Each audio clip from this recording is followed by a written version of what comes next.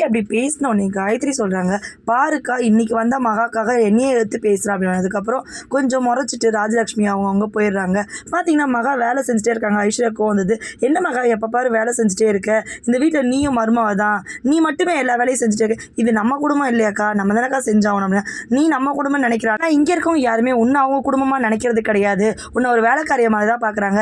என்ன பாரு நான் கரெக்டாக இருக்கேன், இப்போ வந்து அனாமிகா பாரு எல்லாருக்குமே கரெக்டாக இருக்கா, புரிஞ்சுக்கிறா, நீ மட்டும் ஒரு வேலைக்காரி மாதிரி வேலை செஞ்சுட்டே இருக்கா அப்படின்றாங்க. அதுக்கு என்னக்கா பண்ண முடியும் அப்படின்னு சொல்லிட்டு விட்டுடுறாங்க.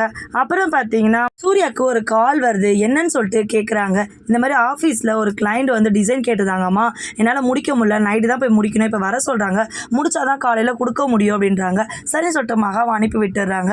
அப்புறம் பார்த்தீங்கன்னா ஸ்வேதா வீட்டுக்கு போய் கதவு தட்டுறாரு. ஸ்வேதா பயந்துட்டே வராங்க. என்னாச்சு ஸ்வேதா, எதுக்கு ஃபோன் பண்ண எனக்கு அப்படின்னு. யாருன்னே தெரியல, வீட்டு கதவை தட்டிட்டு போகிறாங்க, எனக்கு பயமாக இருந்துச்சு சூர்யா, அதனால தான் உங்களுக்கு ஃபோன் பண்ணானா நீ எடுக்கலை அப்படின்னு சொல்கிறாங்க.